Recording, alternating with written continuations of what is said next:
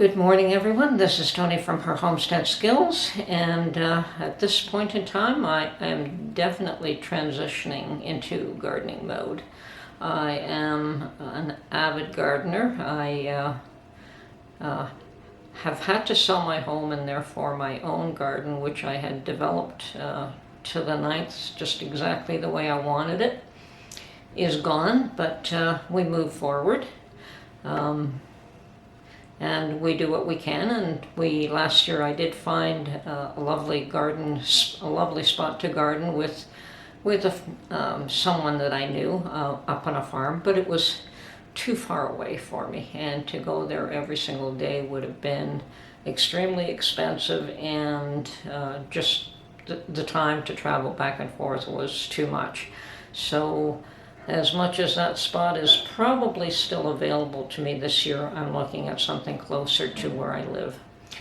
So anyway, today I am going to show you how I have taken some cuttings and grown some plants from one. Just like with seeds, you can get multiple plants from one by taking the seed from the one particular plant and then growing from seed. You can also take cuttings from one and grow multiple plants from cuttings. Now, just like with seeds, not all cuttings are successful, so depending on how many you want to take more cuttings than what you think you want, so that when some fail, you'll have as many as you want. Now, I am intending to try and to develop a herb plot, so my main thrust with the cuttings right now have been sage and lavender. Parsley I grow from seed, basil I grow from seed, rosemary I also take cuttings. Quite a number of plants can be grown either way, and both.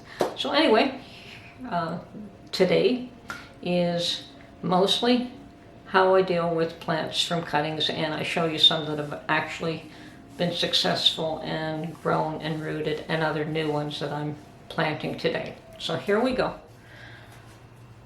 Okay, so this morning I am doing some more transplanting, and what I wanted to touch upon is that not everything that I start do I start from seeds. Okay, a lot of what I do, and I find it very successful, is that I take cuttings. Not all of them will root, and not all of them will succeed, but if you take enough of them, you'll have more than what you want.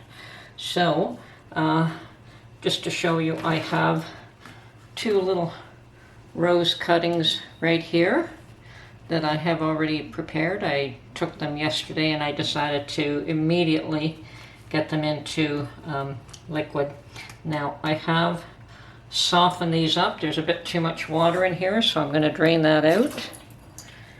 Okay, so these two are sitting in here. Now, how does that work? Well, from one plant, many. It's the same concept as seeds, except that this you're already taking a plant that is already grown, no seeds to sprout. But what I do is I take a little slip, cut off all the bottom branches, and the spring is probably one of the best times to do this, and leave as few, do leave some leaves, but you don't have to leave very many, and that makes it so that it doesn't work so hard to provide nutrients to the leaves, but will work harder to produce roots. So I have 5 little clippings here that I took from my one plant that I have that survived over the winter, that I put in a pot, and I'm just going to put it in these little pods that I have, and I'll continue to do that with all of these. So remove all the bottom leaves.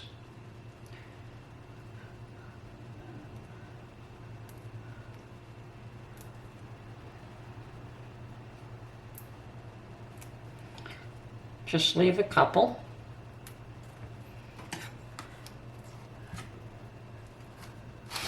Now you certainly don't need to fertilize these yet. Once they grow roots though, definitely you do need to do that. So how many have I got? 1, 2, 3. I need another one of these little pods. I thought I had counted properly, but apparently I didn't. Okay, so we'll do these first. And all I do is force a hole there and then just squeeze it together. Okay.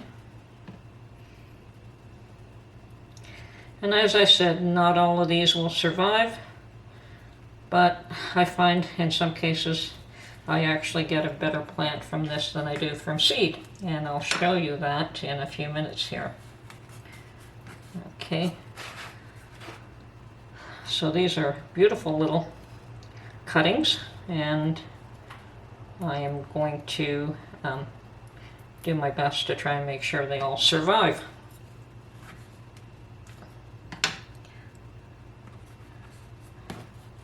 Okay, I've got to go get one more little pod, so I'll be right back.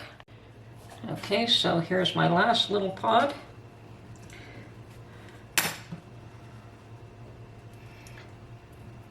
Stripping off all the bottom leaves, and you do want to leave some, but not too many at the top. Squeeze the little pod together. Make sure that there's contact. And I'm just going to put it in this little tray here. Okay, so those are probably best kept in a humid area, and because I'm not using that glass terrarium that I bought, I think I'm going to put these under that for now to keep the moisture in. Okay, now, okay, so some potting soil.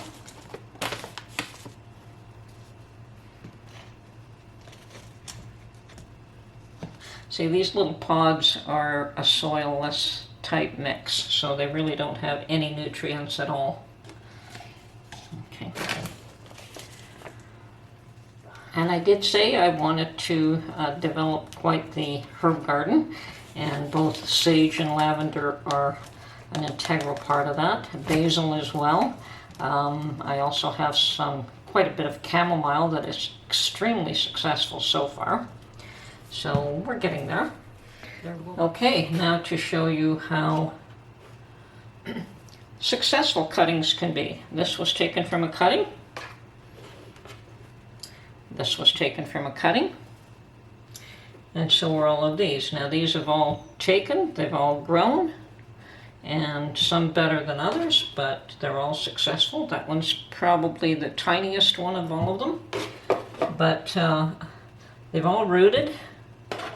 And you could tell because of the new growth that they are successful. So at this point, I'm ready to transplant these into pots as well. And yeah, if you have difficulty growing plants from seed, certainly cuttings are another option. And you know what? It's fun to try something. You never know how well you can succeed with these. Now, I one time created a whole boxwood hedge from cuttings from just a few plants. And boxwood plants are extremely expensive. You're talking anywhere from $10 to $30 for one plant, depending on the plant size that you buy. And to do a whole hedge can be fairly expensive. So, as I said, I was successful at developing a whole hedge. It took years. I'm not saying that it was an overnight thing, but the cost was minimal. And I'm all about saving money wherever I can. Okay, so here we are with these and ready to top them up with soil now. My tomatoes are doing fine. My peppers are doing awesome. Hopefully they will produce fruit. They are from seed that I took from the shepherd peppers that I did not grow. I purchased last year.